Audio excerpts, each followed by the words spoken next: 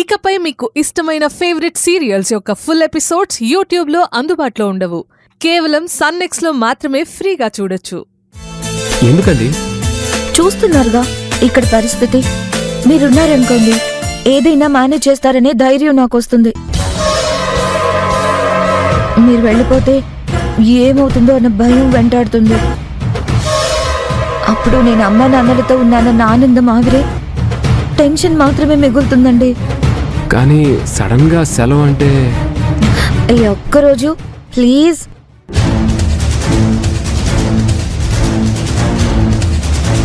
సరే, okay. Thanks అండి. ఇన్ని రోజులు మీరు అర్థం కాలేదు, ఇప్పుడు మీ పరిస్థితి అర్థం కావటం లేదండి. దేనికండి? మీ నాన్నగారు లాంటి పర్సన్ దగ్గరకు వస్తే దూరం వెళ్ళి జాగ్రత్త పడతారు ఎవరైనా. కానీ మీరేంటో దగ్గరే ఉంటూ చూస్తూ ఏం జరుగుతుందో అని భయపడిపోతూ తిరిగి ఆయన్ని చాటు నుండి చూస్తూ ఆనందపడిపోతున్నారుగా. అందుకు మరి ఏం చేయనండి, ఆయనకి నన్ను చంపేంత కోపం ఉండుండొచ్చు, కానీ ఆయన కోసం చచ్చేంత ప్రేమ ఉంది నాకు. అలాంటి నాకు నాన్న ఇంత దగ్గరగా ఎంతలా చూసే అవకాశం, ఇలా టైం స్పెండ్ చేసే అదృష్టం ఇన్నేళ్లలో నాకెప్పుడూ కలగలేదు.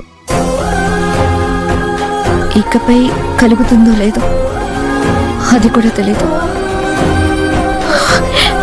కాబట్టి ఈ అవకాశాన్ని వదులుకోకూడదని ఇలా ఆరాటపడుతున్నాను. ఈ ఆరాటాలు పోరాటాలు ఇవన్నీ నెత్తినేసుకొని కష్టపడటం ఎందుకండి? వాళ్ళకి మనం భార్యాభర్తలం కాదని నిజం చెప్పేస్తే బాగుంటుంది కదా. పోనీ మీ నాన్నగారికి డైరెక్ట్గా చెప్పలేకపోతే మీ అమ్మగారితో ఈ విషయం చెప్పేసినా సరిపోతుంది. ఆవిడే మెల్లగా వీలు చూసుకొని మీ నాన్నగారికి చెప్తుంది. మెల్లగా మీ ప్రాబ్లం సాల్వ్ అయిపోతుంది. మీకు నరకం నుండి విడుదల కలుగుతుంది. అప్పుడు మీరిలా ఖైదీలా మీ నాన్నగారిని చూస్తూ సంతోషంగా ఉండాల్సిన అవసరం ఉండదు. ఆయన కూతురుగా హ్యాపీగా కలిసి ఉండొచ్చు. కరెక్టేనండి. నేను ఇదంతా అబద్ధమని మా నాన్నకో లేదా మా అమ్మకో చెప్పొచ్చు. అప్పుడు వాళ్ళకి అబద్ధంతో పాటు అక్క గురించిన నిజం కూడా చెప్పాల్సి వస్తుంది. ఆ అబద్ధం చెప్తే నాకు హ్యాపీగానే ఉంటుంది, కానీ ఆ నిజం చెప్తే వాళ్ళు హ్యాపీగా ఉండరు. కాబట్టి నేను ప్రస్తుతానికి ఈ అబద్ధంతో బ్రతకడమే కరెక్ట్ కదండి.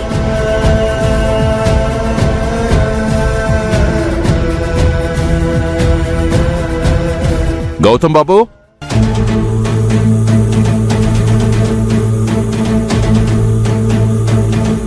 గౌతమ్ బాబు, వెళ్ళండి, నాన్న పిలుస్తున్నారు.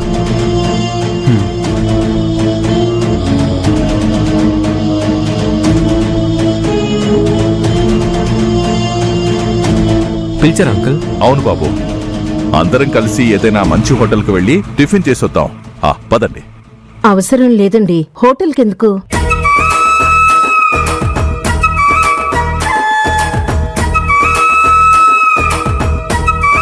నాలుగు రకాల టిఫిన్లు చేసి రెడీగా పెట్టాను. ఏమిటి 4 రకాల? అన్ని నువ్వెప్పుడు చేశావు? అమ్మాయి లేదుగా, మరి అందరికీ వండాలి కదా అని ఇవాళ 4 గంటలకి లేట్ చేశానండి. అంత కష్టపడి చేస్తే మీరు హోటల్కి వెళ్ళి తింటారా?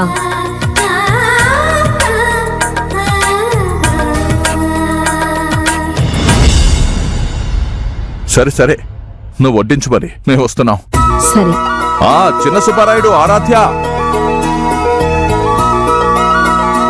రండి, టిఫిన్ చేద్దాం.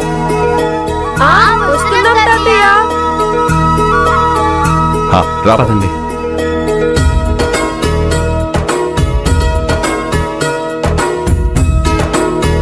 కూర్చో బాబు.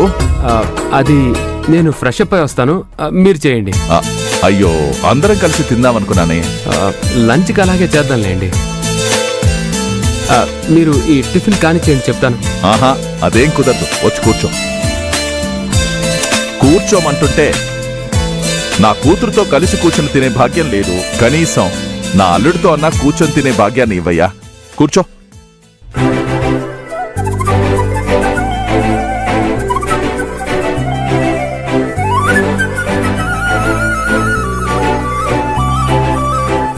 నువ్వు? నేను తర్వాత తింటానండి, మీరు తినండి.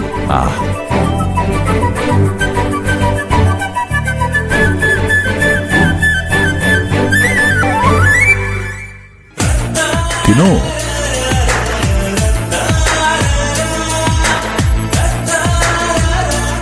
చాలా అండి.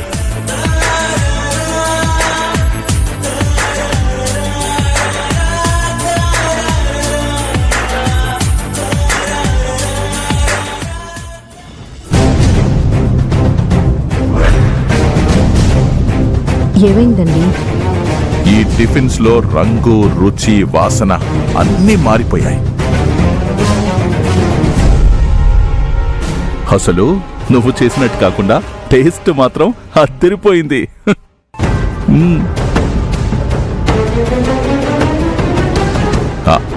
నిజం చెప్పు, ఈ టిఫిన్లు నువ్వు చేసినవి కావు కదూ?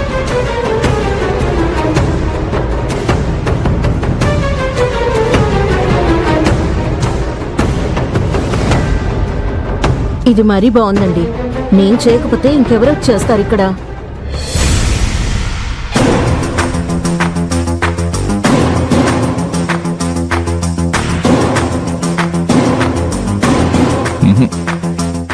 నువ్వు చేసినవైతే కాదు.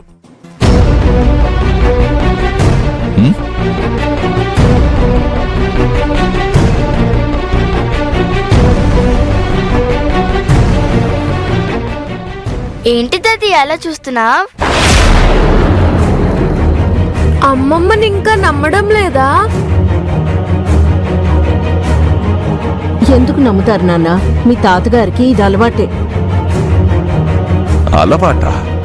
అవును మరి. మన మిథున మనతో ఉన్నప్పుడు కూడా నేనెంత కష్టపడి చేసినా నువ్వే చేసావా లేక మిథున చేసిందా అని ఇలానే అడిగేవారు.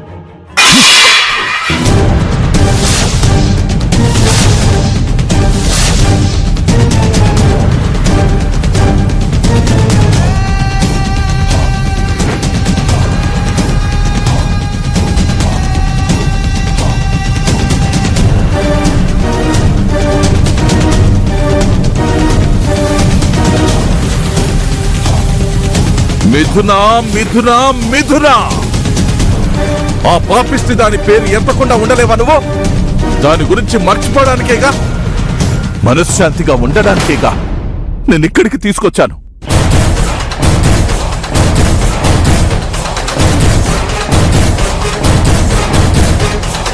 కానీ నువ్వు ఇక్కడ కూడా ఆ నీచురాలి పేరు గుర్తు చేస్తూ నా గుండెల్లో మంటలు రేపుతున్నావు.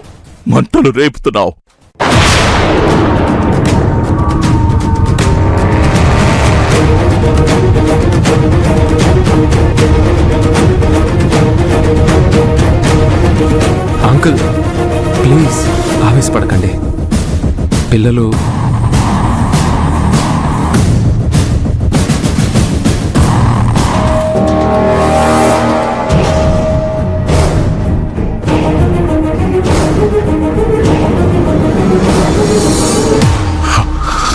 ఎందుకు అంకుల్ అన్ని విషయాల్లో అంతలా అర్థం చేసుకునే మీరు, ఏమీ కాని మాతో కూడా ఇంతలా కలిసిపోయే గుణం ఉన్న మీరు సొంత కూతురి పేరు చెప్తే ఇంతలా కోపడతారు?